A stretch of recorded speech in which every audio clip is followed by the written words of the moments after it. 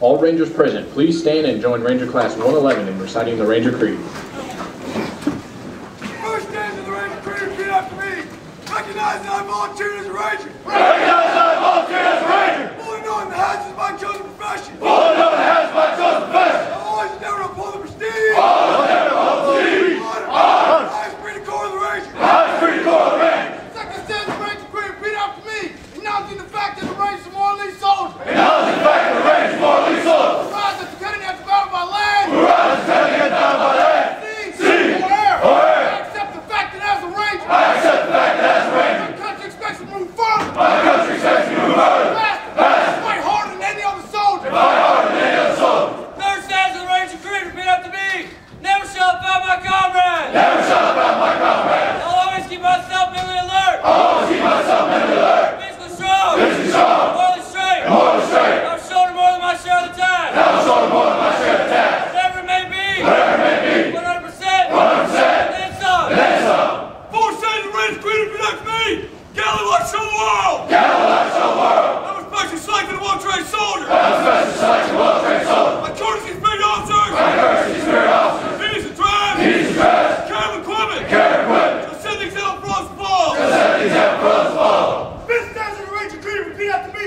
Energetic will I be given to my country. Energetic will I be given to my country. I shall defeat them on the field of battle. I shall defeat them on the field of battle. For I'm better trained. For I'm better trained. Fight with all my might. And will fight with all my might. Surrender is not a Ranger word. Surrender is not a Ranger word. I will never leave a fallen comrade. I will never leave a fallen comrade. To fall into the hands of the enemy. To fall into the hands of the enemy. And under no circumstances. And under no circumstances. Will I ever embarrass my country. Will I ever embarrass my country. Sixth stand of the Ranger Creed, repeat after me. Rally last display. Rally last display. Intestinal fortitude required. Intestinal fortitude required. Fight on to the Ranger objective. Fight on to the Ranger objective. Complete the mission. Complete the mission. No one be the lone survivor. No one be the lone survivor. Rangers lead the way. Rangers lead the way.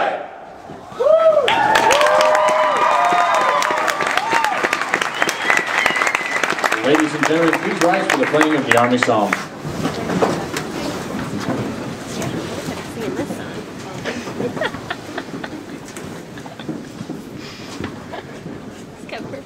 Oh, yeah.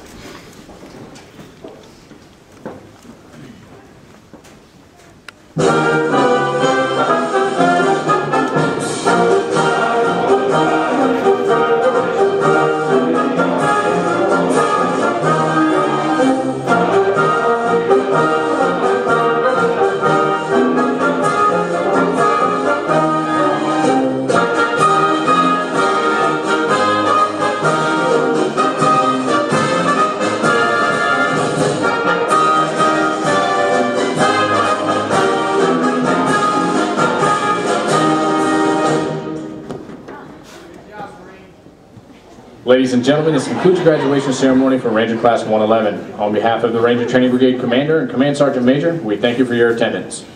Sergeant Major requests to dismiss the class.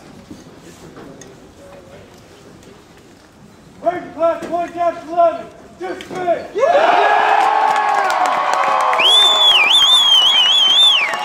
Bring all guidons to the podium.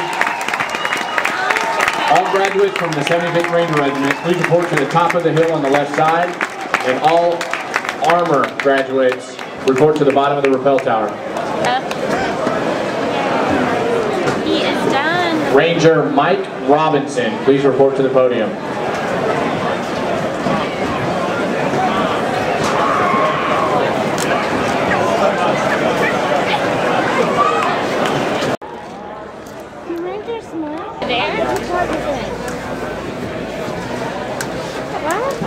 He gets over here. Over here.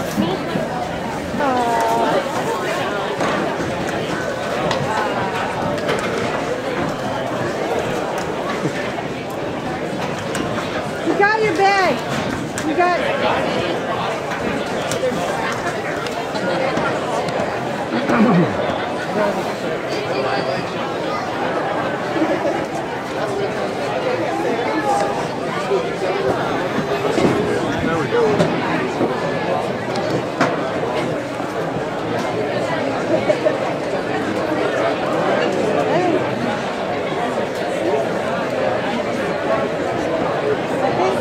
Is he like in the second row? think he's in the back. Where you from?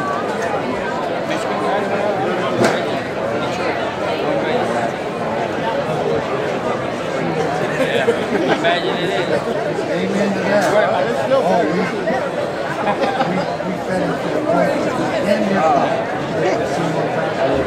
Good morning, ladies and gentlemen. Thank you for joining us for this morning's Rangers in Action demonstration. Before we begin, we'd like to recognize some distinguished visitors in the audience. Please stand when your name is called to be recognized.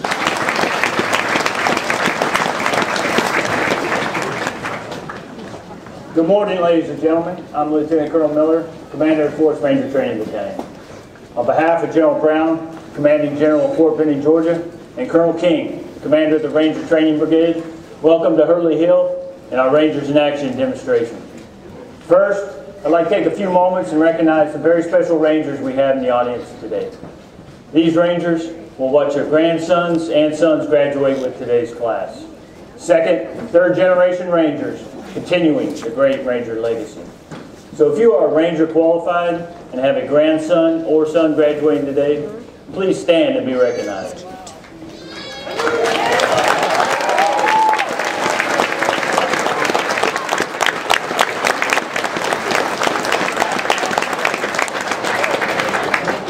Next, I would like to recognize the graduating Ranger students of Class 1-11.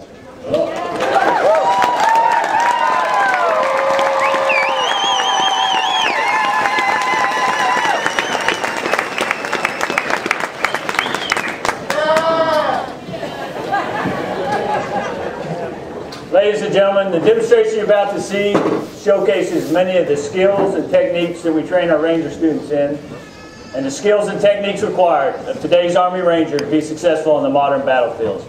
So without further delay, I'll introduce our first narrator, Staff Sergeant Ferguson, a United States Army Ranger.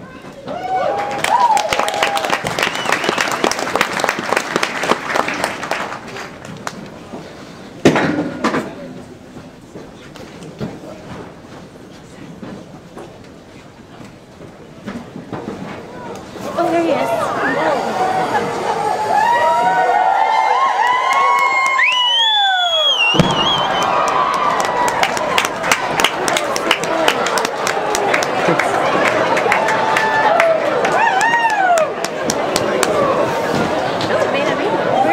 Good morning, ladies and gentlemen. I'm Staff Sergeant Ferguson, instructor here at Benning Phase Ranger School. I've served in various light and airborne infantry units, most recently as the Scout Squad leader with the 101st Airborne Division. I'm currently assigned to Bravo Company, 4th Ranger Training Battalion. The history of the American Ranger is a long and colorful one, with a proud heritage which dates back some 400 years. During the American colonial period, Ranger techniques and methods of operation were inherent characteristics of our frontiersmen. These frontiersmen, commonly referred to as Rangers, were patrolling our borders in defense against the Indians from New England to the Carolinas as early as the 1700s. Probably the most famous and successful of all these early units was Rogers Rangers, organized in 1756 by Major Robert Rogers. Presently, over 400 Ranger units have been formed by such leaders as Morgan, Merrill, Mosby, and Darby. Their gallantry and success in combat is legendary. In World War II, Ranger battalions operated in the Mediterranean and the South Pacific and led the way into the beaches of Normandy. In the Korean War, volunteers were trained right here on Fort Benning and were formed into 18 Ranger companies, 17 of which were airborne. 7 of those Ranger companies fought in the Korean War and went on to uphold the high Ranger standards for courage and daring. Airborne Ranger companies served in the Republic of Vietnam from the Delta to the DMZ, providing long-range reconnaissance and surveillance, the eyes and ears of the commander in the field. In 1983, the 1st and 2nd Ranger Battalions led the way, conducting an airborne assault on the island of Grenada during Operation Urgent Fury. During the same time period, the activation of the 75th Ranger Regiment, the establishment of light divisions, and a renewed emphasis on mid to low intensity conflict increased the importance of Ranger training. The Army recognizes the need for Ranger qualified officers and non-commissioned officers to provide leadership in units throughout the Army. The success of this initiative was evident in December of 1989, when the 75th Ranger Regiment, along with elements of light, heavy, and special operations forces, successfully accomplished their mission during Operation Just Cause in Panama. More recently, Ranger qualified leaders in various units have been vital to the successful accomplishment of Operations Desert Storm, Operation Restore Hope in Somalia, Operation Uphold Democracy in Haiti, Operation Enduring Freedom in Afghanistan, and Operation Iraqi Freedom. The Ranger course is 61 days in duration and is divided into 3 separate phases, with each phase taking place at a separate geographical location over terrain that varies from steep and rugged mountain peaks to coastal swamps. The beginning phase is 3 weeks in duration and is conducted by the 4th Ranger Training Battalion, followed by 3 weeks in the Blue Ridge Mountains of Dahlonega, Georgia, which is conducted by the 5th Ranger Training Battalion. And finally, 3 weeks in the Florida swamps at Eglin Air Force Base, Florida, which is conducted by the 6th Ranger Training Battalion. The purpose of the Ranger course is to develop leadership capabilities, competence, confidence, and combat functional skills of select officer and non-commissioned officer volunteers in Ranger tactics and techniques. This is done so that they, upon completion of Ranger School, can return to their units with the capability to conduct Ranger-type training, thus increasing the high standard of training that exists in the United States Army today and giving all infantry units the capability to conduct Ranger-type operations. Ranger training is rugged, realistic, and to a degree, it's hazardous. The Ranger student is taxed both physically and mentally during his 9 weeks of training. In summary, we feel that the Ranger course is the highest state of combat preparedness training available in the United States Army today. We will now demonstrate some of the techniques and capabilities in which the Ranger is trained. The first of these is demolitions. Ranger! Extensive demolition training enables the Ranger to attack and destroy a wide variety of objectives. Although there are many types of explosive, the one most commonly used is composition C4. As you can see, it is a white plastic explosive that can be cut or molded to any shape. Due to the pliability of this explosive, it can be used to construct a wide variety of expedient charges. Charges such as the ribbon charge. This charge is used against irregular shaped and flat steel targets, such as the one shown here. Next, we have the shape charge. This charge is used against hard surface objectives, such as roads or vehicles, and can be readily improvised using any type of cone-shaped material. This one here has been constructed using a coffee can, and we've created a cone shape with the C4. Also note that all charges have been dual primed to ensure positive detonation. Finally, we have the timber cutting charge. There are numerous ways you can employ this charge. You can either have, as we do here, placing the charge on one side of the tree, and then placing the kicker charge higher on the tree to ensure direction of fall. Or you may make a cut into the tree, placing the explosive charge inside that cut, and then once again, placing the kicker charge higher in the tree, ensuring direction of fall. Or if you wish, you can simply encircle the entire tree with a detonating cord, something like a ribbon charge. All charges are primed using the modernized demolitions igniter system, more commonly referred to as MDI. MDI consists of a high-strength or low-strength blasting cap attached to various lengths of time fuse or shock tubes. These blasting caps, when paired with the M81 fuse igniter and detonating cord, can be used to construct numerous firing systems and expedient charges. Here we have a training board with some of the firing systems and demolition accessories the Ranger uses. First, the M81 fuse igniter, which is used to ignite time fuse and shock tube. Next, we have the M11, the M14, and the M15 firing systems. These come equipped with a high-strength blasting cap and used to detonate all standard military explosives. Here we have the M12 and the M13 firing systems that are equipped with a low-strength blasting cap. These are used to detonate additional lengths of shock tube. And here we have some of the explosives the Ranger uses. Detonating cord, composition C4, TNT, and the flex charge linear, which is used to blow walls and breach doors. Ladies and gentlemen, if you would please focus your attention on the far side of the pond, there you'll see a white connex which doors will be blown open utilizing the flex linear charge. You will also witness the detonation of several of these other expedient charges. I'm looking over there. You better duck, them doors will come this far.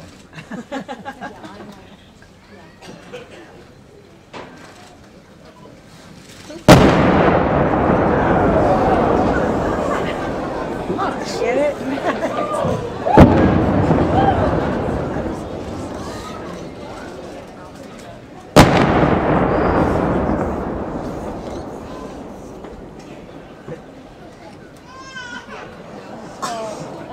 Ladies and gentlemen, here we have some targets from previous demonstrations. First, the ribbon charge. Notice the smooth, clean-cut effect. Next, the shape charge. Notice the large hole blown in the 1-inch steel plate.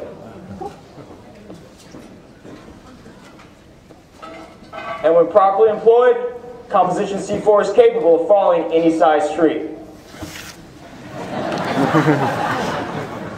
Now that you've seen some of the capabilities of composition C4, some of its characteristics are that it's virtually insensitive to shock or friction, and most likely will not detonate when struck with small arms fire or handled roughly.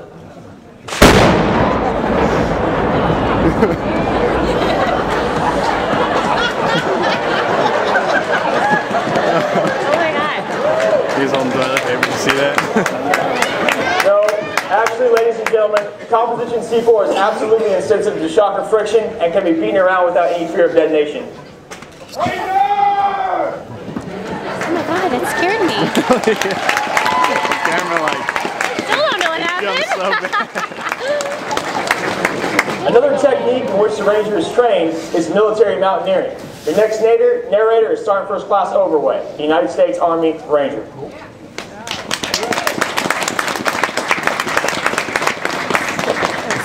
Good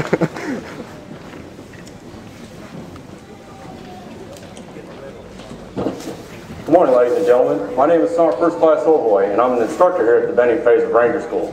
I've served in various light and airborne infantry units, most recently as a platoon sergeant with the 101st Airborne Division. Currently, I'm assigned to Alpha Company, 4th Ranger Training Battalion. Rappelling is an integral part of the mountaineering instruction taught during the Ranger course. The technique of descending a vertical surface by means of a mechanical device, and is taught for several reasons. First, it helps the Ranger overcome an inherent fear of heights. Second, it teaches the Ranger an additional capability, and furthermore, it shows the Ranger that there is no impassable terrain given a determined, well-trained, well-led force. In order to rappel, there are several pieces of mountaineering equipment which are essential. First is the Kermantle rope. This rope is 11 millimeters in diameter and 150 feet in length and has a tensile strength of 4,800 pounds. Another characteristic of this rope is its lack of elasticity. That is, it will not stretch more than 2% under working conditions. The Ranger is also taught the use of the soft-knee, or Special Operation Forces mountaineering equipment. The soft-knee is used for climbing, rappelling, and belaying. You'll notice a full-body climbing harness constructed of nylon webbing. The utility rope, which is 9 millimeters in diameter and 13 feet in length, and attaches to the climbing harness through 4 points of contact. The figure-8 descender, which acts as a friction brake device, and a locking snap link, which has a tensile strength of 2,000 pounds. Additionally, heavy leather work gloves will be worn to prevent burning of the hands. In order to rappel, the Ranger will face the climbing rope with the anchor point to his left and form a bight in the rope. He will then feed this bight of rope through the large portion of the figure-8 descender and into the locking snap link, which he then tightens.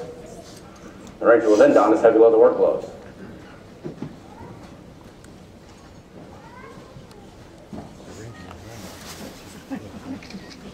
To descend, the Ranger will simply face the anchor point and begin walking backwards down the cliff. If during his descent the Ranger desires to stop, he will simply apply the brake. That is, he will tighten his grip of his right hand around the rope, and his right hand will support his body weight and control his rate of descent. His left hand is merely a balancing or stabilizing agent. To continue his descent, the Ranger will loosen the grip of his right hand and continue his descent all the way to the ground. It may be necessary to haul personnel and equipment up a vertical surface. For this purpose, the Ranger is taught the use of the vertical haul line. It consists of a large heavy A-frame constructed and lashed at the top of the cliff with sufficient climbing rope to reach the bottom. The climbing rope runs through a pulley or snap link, and the ends of the climbing rope are tied together, creating what is known as an endless rope. The Ranger will then engage his snap link into one of the butterfly knots, and using the knotted hand line which extends down the cliff, begin to climb to the top. Once the second butterfly knot becomes available, the next Ranger can engage his snap link and begin his climb to the top.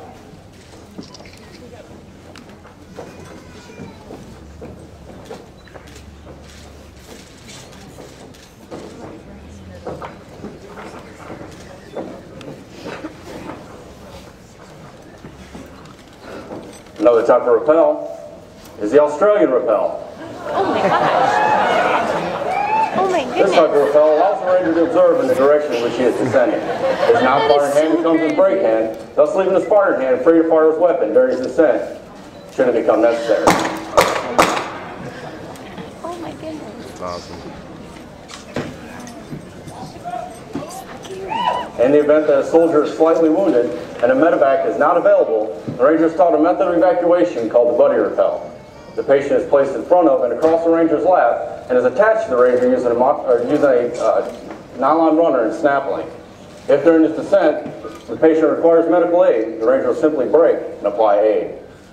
Once aid is complete, the Ranger can continue his descent all the way to the ground.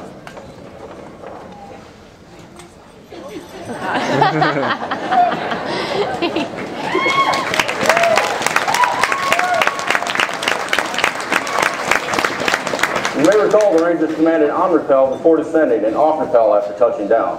The term on rappel implies that the Rangers are about to begin their descent, and those below them should be on the lookout for falling rocks and debris. The term off rappel implies the Ranger has touched down, cleared his rope, and the next Ranger can begin his descent.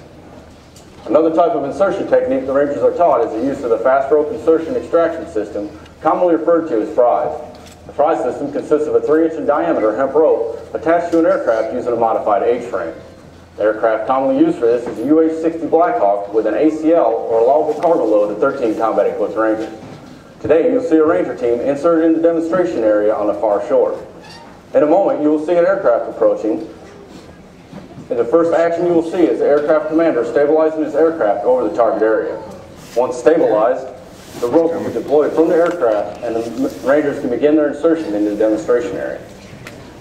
Utilizing this type of insertion technique allows the Rangers to be inserted into heavily vegetated urban environment in a short period of time. Ladies and gentlemen, please direct your attention to the demonstration area on the far shore.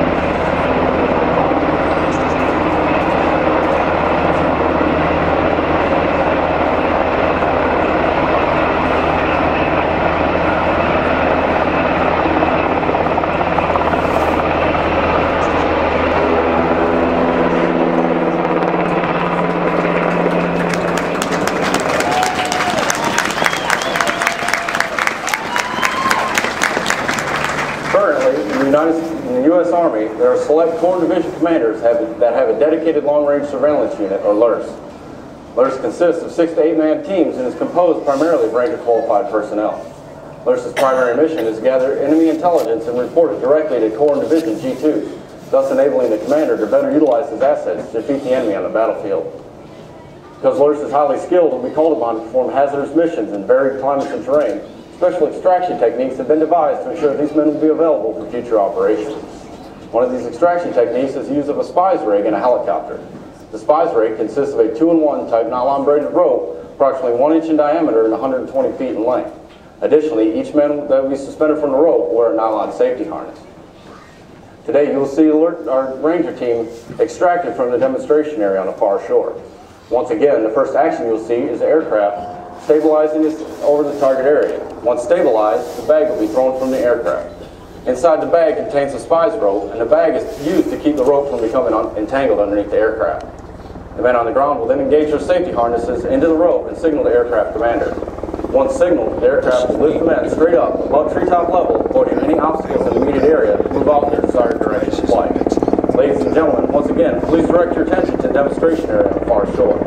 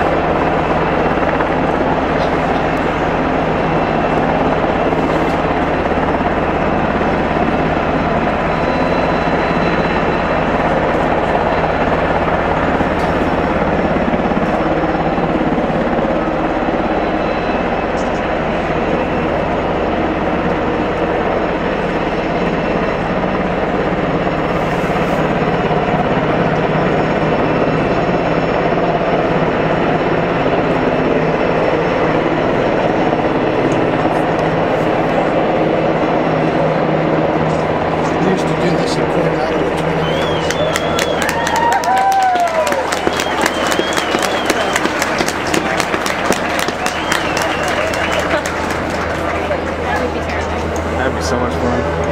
That's so scary.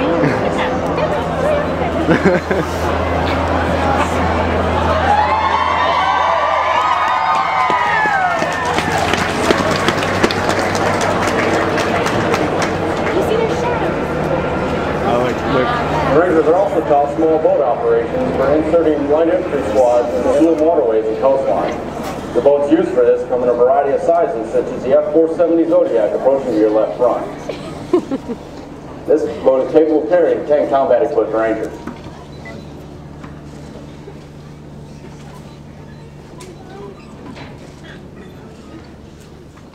And a chaplain.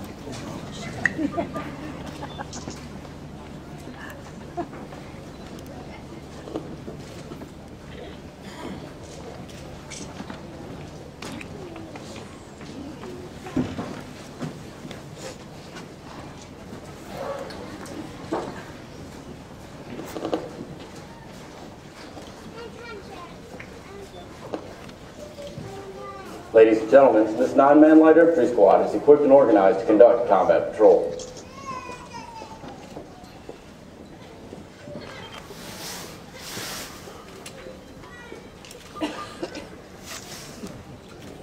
The squad leader is armed with the M4 carbine, which is a modified version of the M16 with a shorter barrel and collapsible buttstock. He has the additional responsibility as a patrol leader. The Alpha and Bravo team leaders are both responsible for their respective teams and are both armed with the M4 carbine. The Bravo team leader has the additional responsibility as the assistant patrol leader. The automatic riflemen are armed with the M249 squad automatic rifle. The M249 is a shoulder-fired automatic rifle that fires its ammunition primarily from a 200-round saw drum, but can fire from magazines in the event of an emergency. The Grenadiers are armed with the M203 grenade launcher. The M203 fires a variety of 40mm grenades such as high explosive, illumination, CS, and buckshot. The grenades can be carried in any configuration in a vest capable of holding 24 rounds. And the riflemen. Both riflemen are armed with the M4 carbine. One rifleman has the additional responsibility as a squad radio telephone operator, or RTO. He will carry an PRC 119 Singar's tactical FM radio. This radio is used for secure voice and data transmission to higher headquarters. The other rifleman will carry the squad's mountaineering equipment, which will be used during the patrol. Distributed throughout the squad are such items as the ICOM radio, PBS-14s, PEQ-2s, AT-4s, Claymore mines, and hand grenades. The ICOM radio is used for inter-squad communication and assists the squad leader in maintaining command and control of the squad. The PBS-14 is a singular night vision device used for close-in viewing during the hours of limited visibility. The PEQ-2 is a laser designator capable of designating targets out to 600 meters during the hours of limited visibility with the use of a night vision device. The M136 AT-4 is an anti-armor missile encased in an expendable fiberglass tube and can penetrate up to 14 inches of armor. The M18 Claymore mine is an anti-personnel mine packed with 1.5 pounds of C4 explosive, and upon detonation will project 700 steel balls into the target area. And lastly, each man in the squad will carry 2 hand grenades. Ladies and gentlemen, as you can see, this 9-man light infantry squad is equipped and organized to conduct a combat patrol.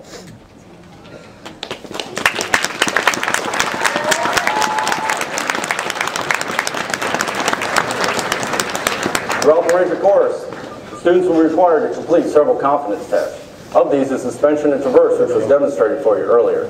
It is also a requirement that a Ranger qualified instructor demonstrate each test. Today, Specialist Addison is going to demonstrate the log walk rope drop. The log walk rope drop consists of climbing a horizontal ladder, or vertical ladder, and negotiating a vertical beam with 3-step obstacle. Once on the far side, he will mount the rope and using a combination of the commando and monkey crawl make his way out to the Ranger tab. Once he touches the Ranger tab, he will hang free and request to drop some 40 feet into the water below. Drop, please. Start over with. Where'd you ready to request permission drop? Drop, Ranger.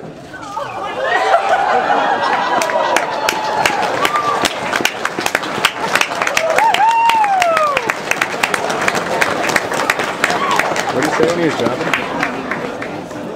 Small boat operations are not the only type of water insertion the Rangers are taught. Helocasting is the means of inserting Ranger teams into the water with the use of a helicopter. Today you will see two two-man Ranger teams inserted to the pond to your front. The first action you will see is the aircraft approaching 20 knots off the water at 20 feet. Once over the target area, Ranger teams will deploy their poncho rafts and exit the aircraft. To construct a poncho raft, the two-man teams will lay out a standard issue poncho on the ground and place their equipment inside.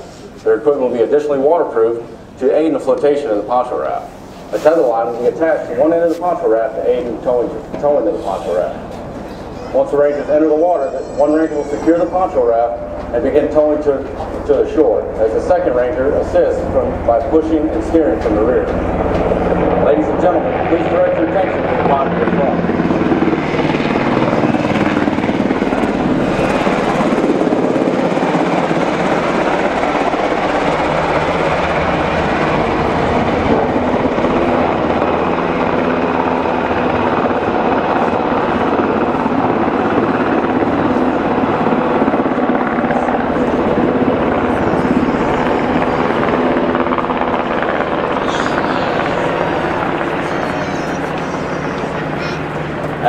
As the Rangers reach the shore, they will remove their equipment from the poncho raft and continue their mission.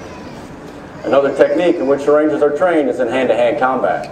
Your next narrator will be Staff Sergeant Himmelberger, the United States Army Ranger.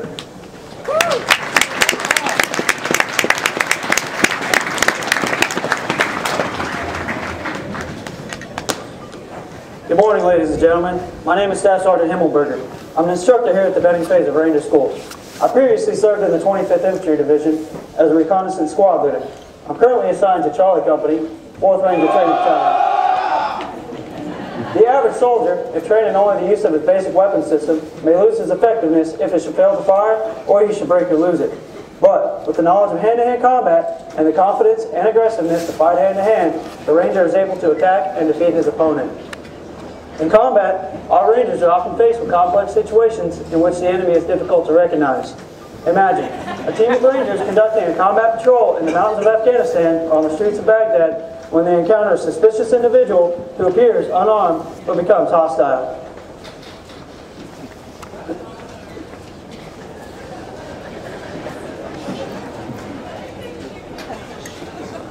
Let's go!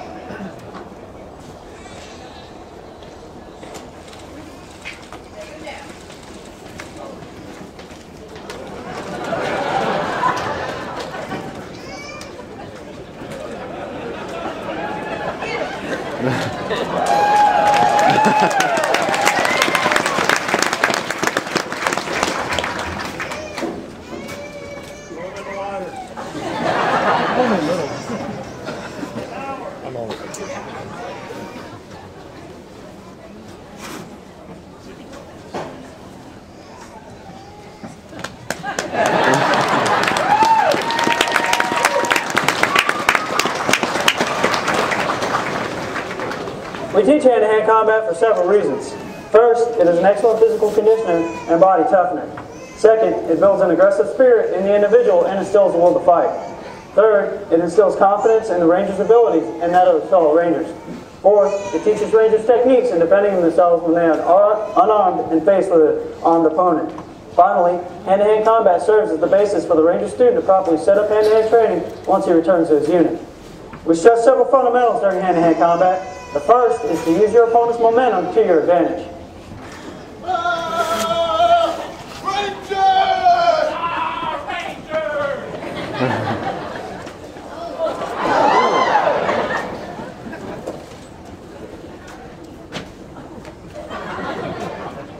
Notice that my demonstrator did not attempt to match his opponent's strength, but simply used his momentum to send him into motion. During hand-to-hand combat, it is inevitable that the fight will end up on the ground. For this reason, our Rangers are trained in the grappling techniques of jiu-jitsu. Notice that my demonstrator is on the top or mounted position. From this position, he is able to deliver various strikes with his fists or elbows, apply numerous arm bars and chokes to include the cross-collar choke. You'll now see my demonstrator is on the bottom. Though he is on the bottom, he is still the dominant fighter. He uses his legs to control the distance between himself and his opponent. Also from this position, he is still able to attack with punches, chokes, and arm bars to attack and defeat his opponent.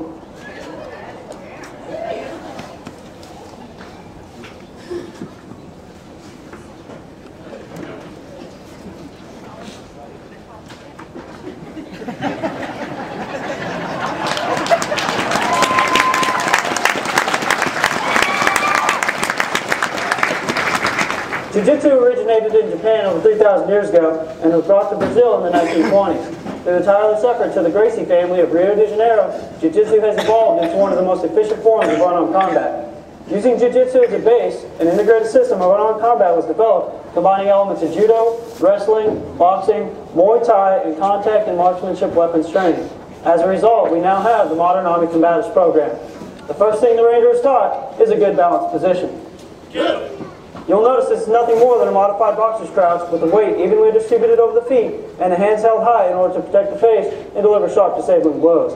This is referred to as the Ranger's physical balance or the on-guard position.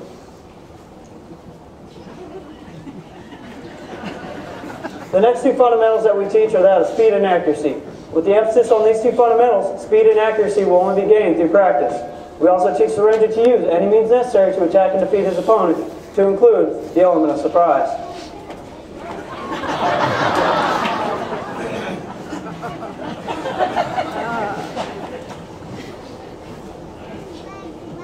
The Ranger is also taught a series of throws, holds, takedowns, and counters.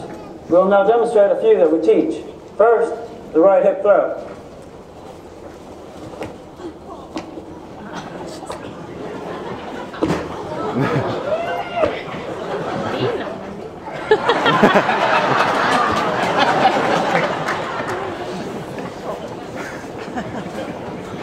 That's awesome. What's the demonstration? Next, the cross hop takedown.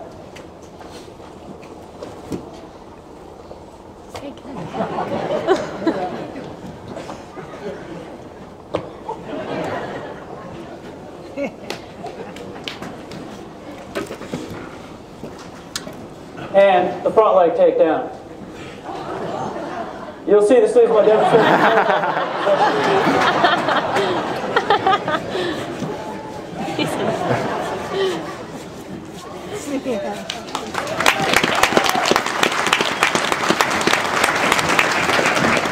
In the event the Ranger should find himself faced with an opponent who is armed with a knife, and he himself is unarmed, the Ranger is trained in knife disarm encounters.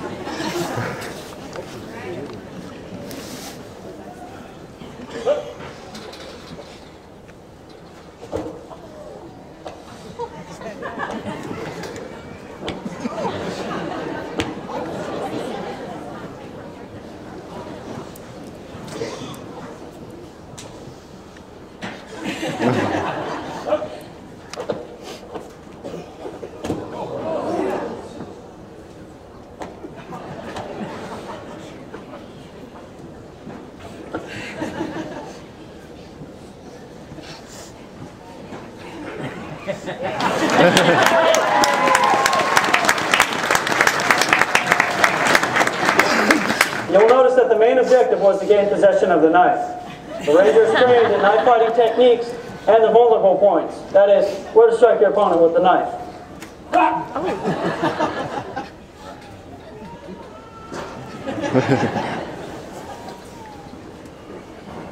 Another knife disarm counter is the counter to the upward stroke of the knife.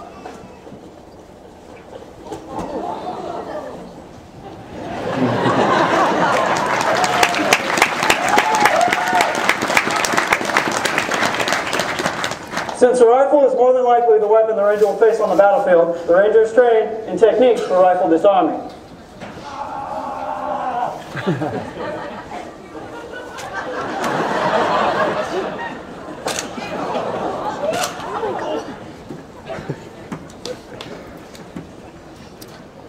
The Ranger may be faced with a situation in which his primary weapon becomes ineffective and he must use other means to complete his mission. For this reason, the Ranger is shown techniques to transition to secondary weapon, such as a knife.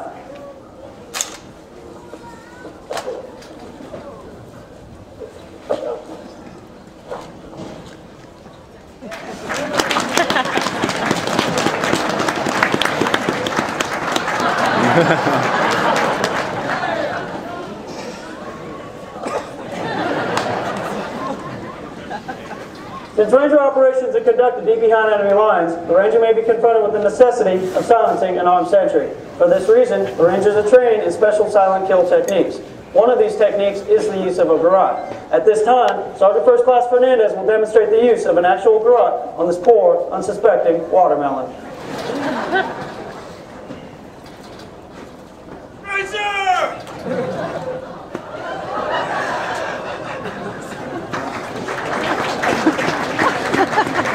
Now, Sergeant First Class Sermon will demonstrate the use of a garrote on Staff Sergeant Correa. Imagine the stealth and cunning it must take to sneak up on an armed sentry deep behind enemy lines without being detected.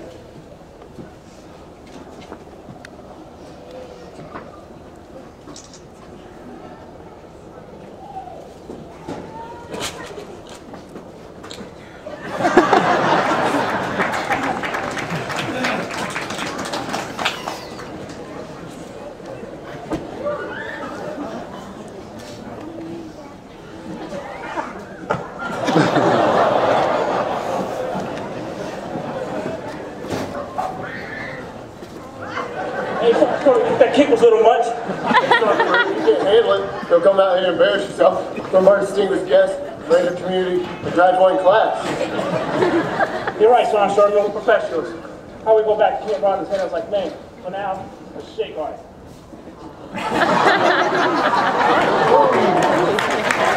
His head.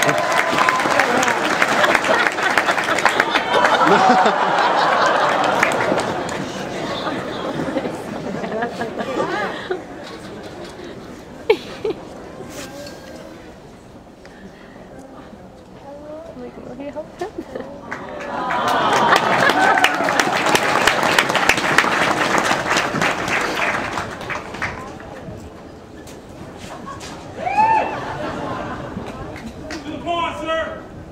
He's gonna throw him in the pond.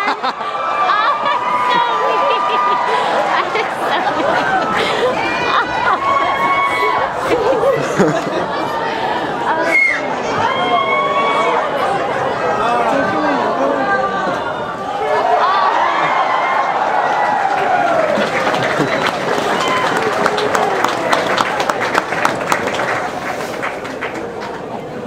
Hand-to-hand combat teaches the Ranger to be alert, aggressive, and confident in his ability to close in and, regardless of the circumstance, overcome his enemy.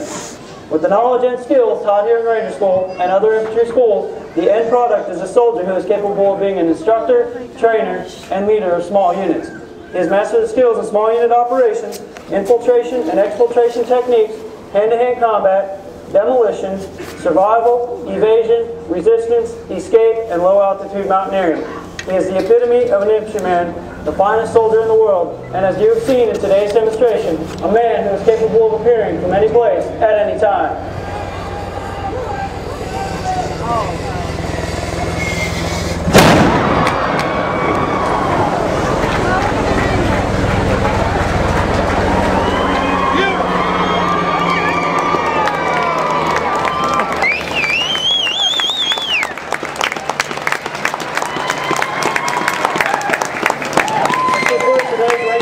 Demonstration. Race lead the way.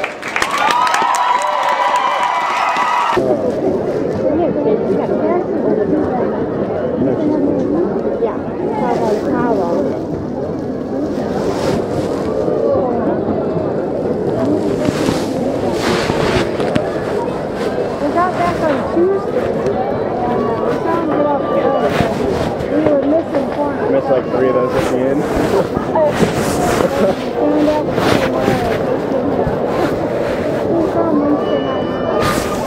So Matt was flying in yesterday, and so I told Laura, you get out and try to get out of the airport in Atlanta. Lindsay landed half an hour before. Yeah,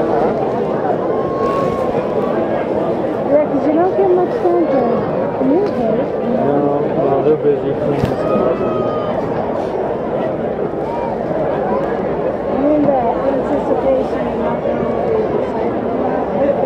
George was going off there, and this story, he said, one such thing.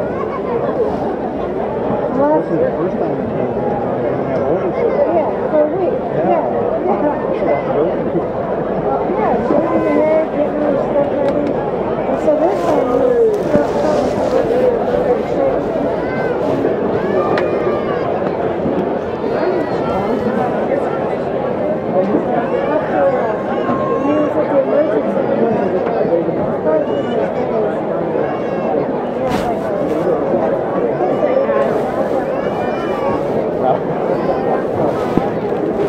This is so cool. I don't even want to know what that pond is like. I don't even want to know what that pond is like.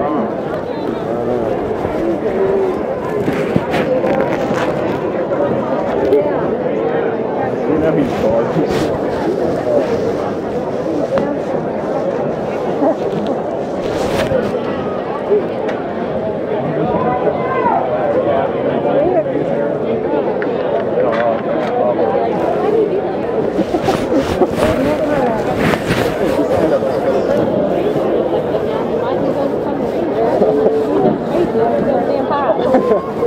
Kind of wondering.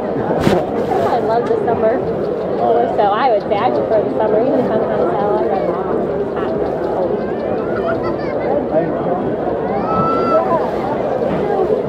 Not the place to live, even in the winter. It's stuck year round too. It's hot.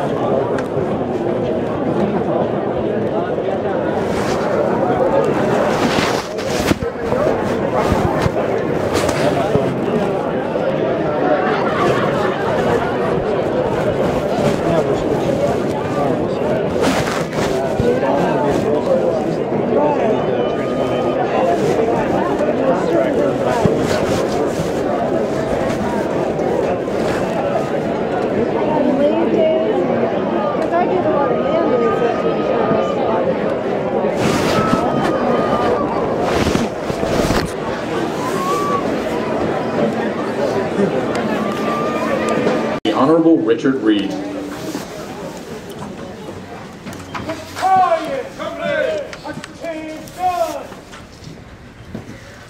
Sergeant Major, Ranger Class 1-11 reports 153. Rangers! Assigned 153. Rangers! Present for graduation. Ladies and gentlemen, please rise and render the appropriate courtesy as the colors pass, and remain standing for the invocation and national anthem.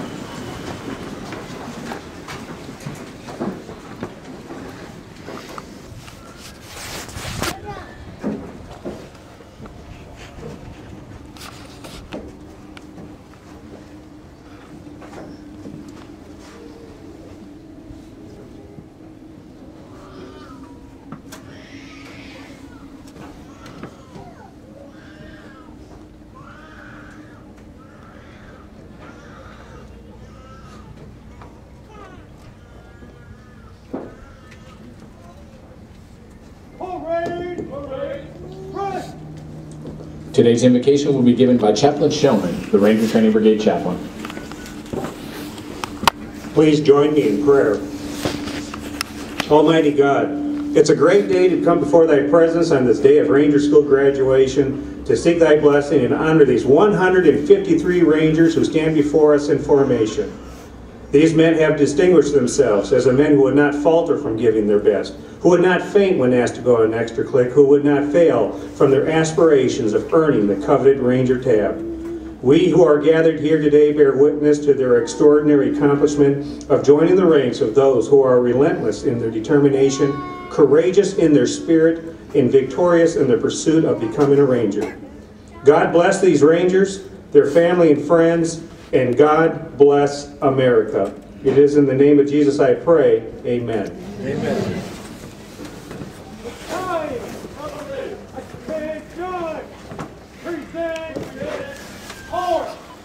Ladies and gentlemen, please remain standing and render the appropriate honors, and please join us in singing our national anthem. Please be seated.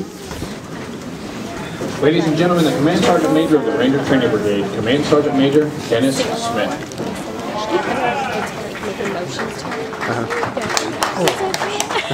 Thing on? All right. Good morning. Hey, I want to tell y'all, that was an awesome national anthem. Thank you very much for singing along. We got it started not long ago, really. I'm not kidding you. It's pretty awesome. We got it started because one time the power went out, like right before it started. I will call y'all the second best because you had music. They didn't have music, and it was phenomenal. So I appreciate it. Thank you very much. How about the RIA, the Ranger Nationals? What do you think? Huh?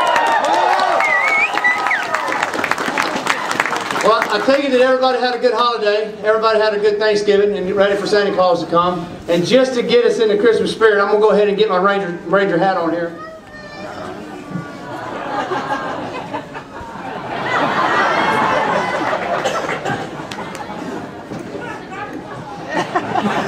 Don't want to get lost. You got my cat eyes. Hold up, Ranger. Hey, well, good morning, ladies and gentlemen. I appreciate y'all coming out and celebrating this day with us. I'd like to welcome the friends and families of Fort Benning, Georgia. The last training event in today's POI is for Class 1-11 is this graduation. And they know that they better not mess up because they have to graduate from here because I got their tab in my pocket. As we come to a farewell point for this class, we recognize this important day in the lives of these young men as we send them back to the units as the Army's newest qualified leaders. With that, we must recognize and we pay respect to those who come before us. So what I'd like to do is I'd like for everybody who is a former Ranger or veteran to stand up and be recognized, if you would, please.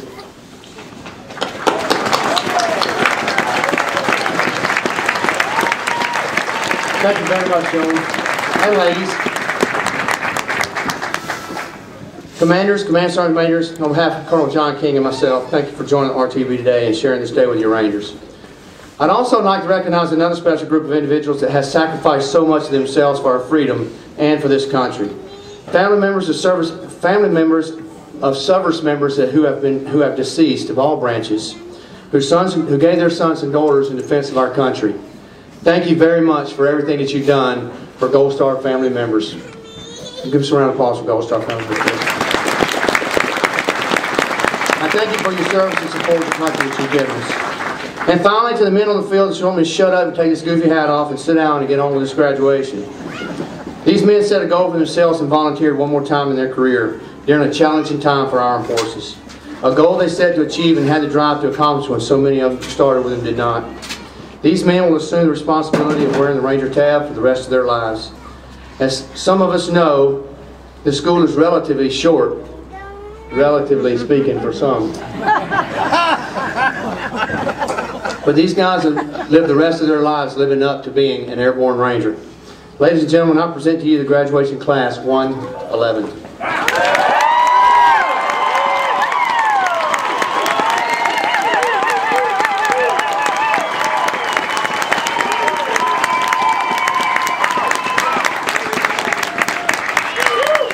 It gives me great pleasure to introduce today's guest speaker.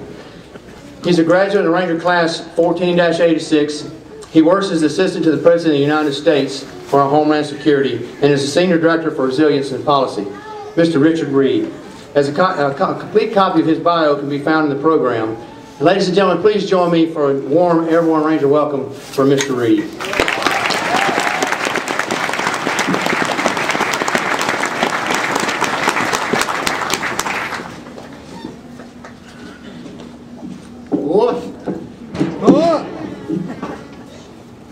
General Lower, Colonel King, Colonel Puckett, Sergeant Major Waters, Sergeant Major Smith, family and relatives, and most importantly, Ranger graduates, class of 1-11, congratulations for demonstrating the mental and physical toughness required to be one of the world's most elite combat leaders, the United States Army Ranger.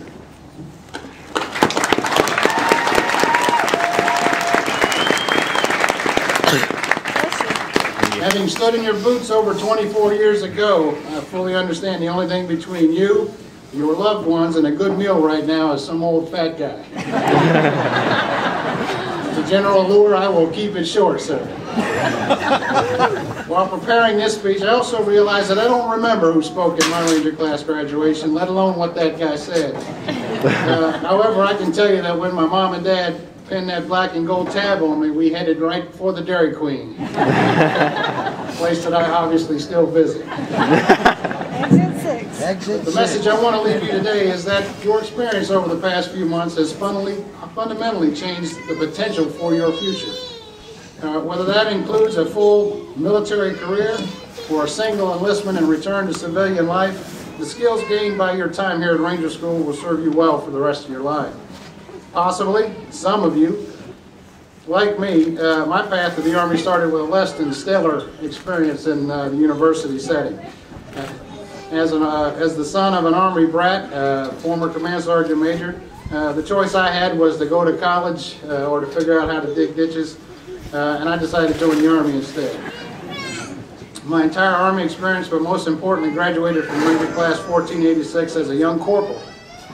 Provided the leadership skills that I still rely on today. Skills like never failing those you work with, inspiring and motivating others, particularly during difficult times, and disciplining yourself mentally, morally, and physically to achieve the best under the worst of conditions. Whether it's been government operations after 9/11, Hurricane Katrina, the earthquake in Haiti, or the recent Gulf of Mexico oil spill, the leadership lessons of Ranger School will forever influence who I am and how I respond during adversity. While the tough and unchanging standards of Ranger School bonds graduates across the decades, it is the generation standing before us today that stands alone in the embodiment of the phrase, fully knowing the hazards of my chosen profession. For over 9 years, we've responded to the call of war. You volunteered knowing that you would go to war, and you volunteered to become an airborne ranger, a mark that sets you apart among brothers in arms as one who will move farther, faster, fight harder than any other soldier. To paraphrase George Orwell, I sleep well in my bed at night only because rough men like you stand ready to do violence on my behalf. In the book Lone Survivor, an eyewitness account of Operation Red Wing and Lost Heroes of SEAL Team 10, Petty Officer Marcus Luttrell recounts his harrowing tale of escape and evasion against a force of 200 Taliban and Al-Qaeda forces. Luttrell's SEAL team had been wiped out, and he was the lone survivor, terribly injured and working with local Hindu Kush tribesmen to successfully evade capture and certain death. Luttrell was located by U.S. forces after 6 days of relentless pursuit. While planning his extraction with the rescue team, Luttrell relates in his book, I had hoped to be rescued by SEALs, because now I definitely have to put up with a lot of BS from them telling me, see, the SEALs got in trouble, and they got to send the Army Rangers in to get them. The only thing I can say that comes close to that is Go Army, beat Navy.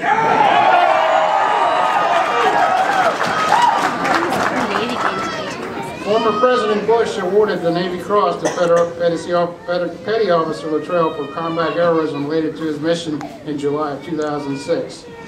For the last 4 years, I've had the distinct privilege to serve former President Bush and currently President Obama, and I can tell you from sitting in the Oval Office that both presidents and all presidents have nothing more important in their mind than the protection and safety of the American people and support of our armed forces, and rely heavily on all of our special operations forces, and in particular our Rangers. In closing, congratulations on earning the coveted Ranger tab. Be proud of what you have achieved and recognizing that your future has changed. The things you've learned over the past few months have the potential to influence you for the rest of your life. As a corporal 24 years ago, I did not expect to one day work for 2 presidents in the White House. I know, in fact, my Ranger instructor and First Sergeant back at Fort Ord, California, never imagined that would. But more so than any other life experience, the lessons I learned here at Ranger School about myself, about how to react under stress, has served me well. Godspeed, congratulations, thank you for your service, and from one Ranger to the other, Rangers lead the way.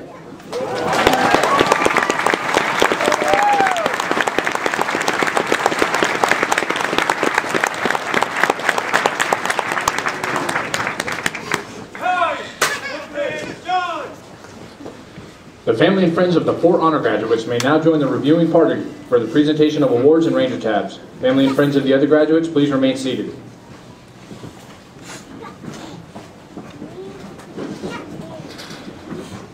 The Army Achievement Medal is being presented to the following individuals for outstanding achievement as the class tactical advisors for Ranger Class 111.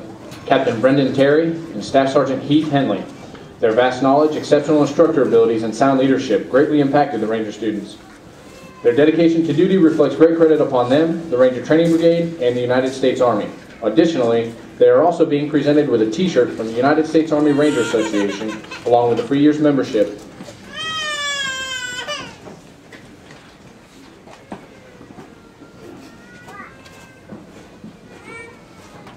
The recipient of the William O. Darby Award is Staff Sergeant Lorenzo Williams from the 7th Special Forces Group. His outstanding performance has exceeded the Distinguished Honor Graduate criteria. For his achievements, Major General Retired Kenneth Luer from the National Ranger Memorial Foundation will now present Ranger Williams with a stone that will be engraved with his name and placed on the walkway to the Ranger Memorial, located here at Fort Benning. The Ranger Memorial serves to recognize the contributions of Rangers and Ranger units past, present, and future of the United States Army. Additionally, Staff Sergeant Williams will also receive a plaque provided by the Ranger Battalions Association of World War II. He is also receiving a certificate of achievement from the commander of the Ranger Training Brigade, as well as a $50 gift certificate. What did he say? I don't know. Could you actually do it?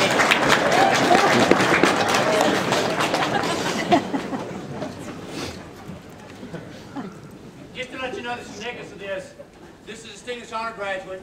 How hard it is to get that position, we haven't had one since last March. So it's a very hard thing to do. Wow. That's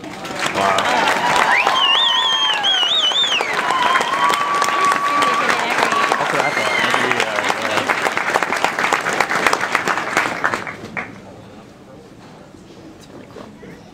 That's awesome. He does it on there. She needs to carry it. I wish I could be a command sergeant.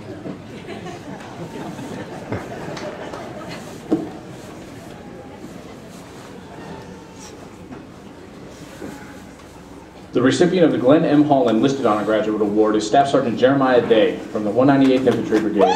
For his outstanding performance, he will receive a plaque provided by the Ranger Infantry Company's Airborne of the Korean War. Staff Sergeant Day is also receiving a certificate of achievement from the commander of the Ranger Training Brigade, as well as a $50 gift certificate from Bikes and Beyond.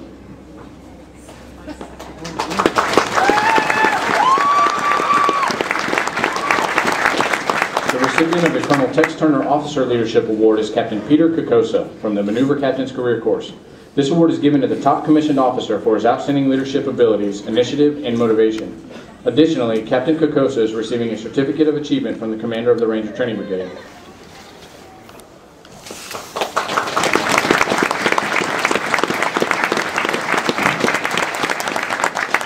The recipient of the Command Sergeant Major Michael Kelso Enlisted Leadership Award is Sergeant First Class Brendan Fogarty from the 7th Special Forces Group. This award is given to the top enlisted graduate for his outstanding leadership abilities, initiative, and motivation. For setting himself apart from his peers, Sergeant First Class Fogarty is receiving a certificate of achievement from the commander of the Ranger Training Brigade. Please join us in a round of applause for these outstanding Rangers.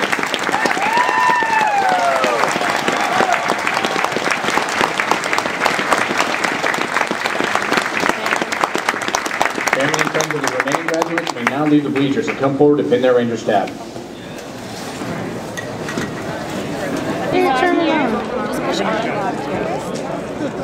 It's kind of low on battery, so I don't know if Matt's getting a lot of stuff that's going to go on the internet. He's over here, Jonah. There you My go. goodness. I see.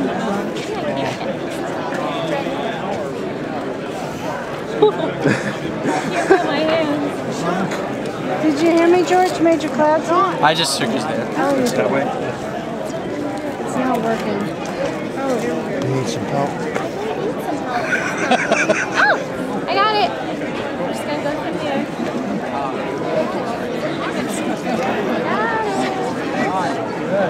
It's going to look all jacked up. That's fine. That's okay. Sorry, not ideal. Is that okay? That's it.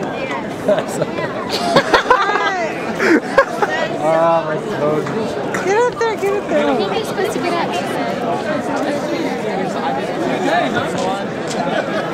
Oh, shoot, I moved it. Okay, the net is just there for safety.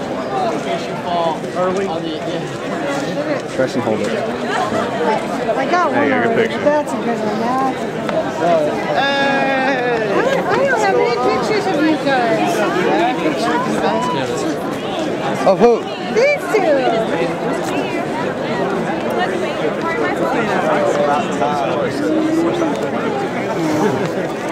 You were? No. Yeah.